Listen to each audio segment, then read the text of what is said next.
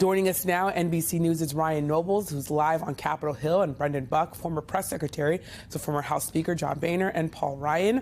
He's also an MSNBC political analyst. So Ryan, of course, you're there where this action is taking place. What are the new details in this report? Well, Yamiche, we've known for some time kind of broadly the allegations against Matt Gaetz.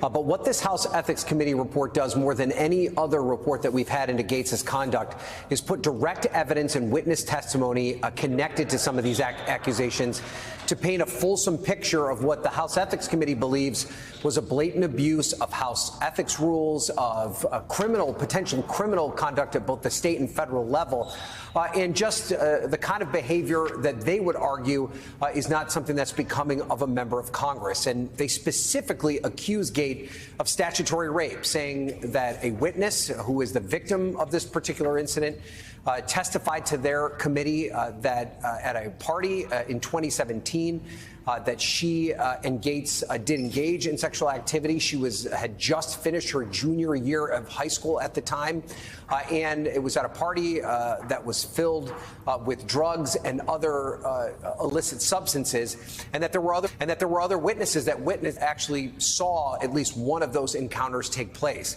The committee also goes to great pains to accuse Gaetz of paying for sex over a significant period of time, the 5-year period in particular from 2017 to 2020. They talk about how and detail some $90,000 in payments that Gaetz made to 12 different women during that period of time, and then connecting it to Cash App transactions and text messages and interactions with other people, including in interviews with some of the witnesses involved. They've concluded that much of that money was used for either paying for sex or for drugs.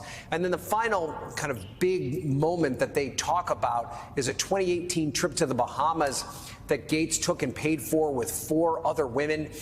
He engaged in sexual activity with all 4 of these women. And one of the women testified that she believed that the trip was payment in exchange for sex.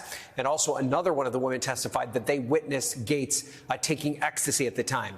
Now, Yamiche, as you rightly point out, Gaetz has vehemently denied ever having sex with an underage girl. He has also spent a lot of this morning on X, the social media platform, pushing back on this idea that he's ever paid for sex. He's pointing to a transcript from a different civil matter where he claims one of these witnesses that testified to the House Ethics Committee specifically talked about never expecting that Gaetz was paying her for sex.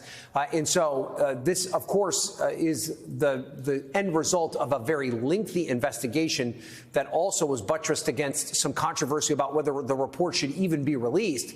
But ultimately, this House Ethics Committee on a bipartisan basis decided that even though Gaetz had already left Congress, that it was worthy of the public's attention, hence the reason they released it this morning. Yamiche.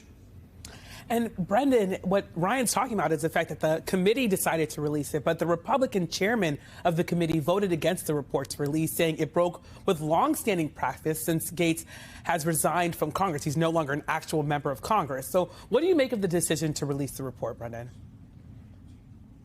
Yeah, really interesting. Obviously, the substantive findings, I think, are probably the most important. But the interesting note at the end of the report from that chairman saying that he disagreed, and the report notes that he was not alone in that.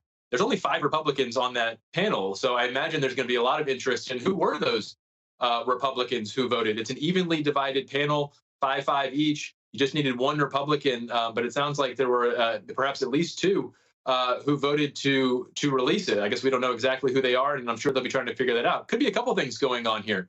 While Matt Gaetz has resigned from his current term, he did get elected to serve in the upcoming Congress. And while he says he does not plan to take that seat, there's nothing that would stop him at the moment from coming on January 3rd and being sworn in. So perhaps they thought that was interesting.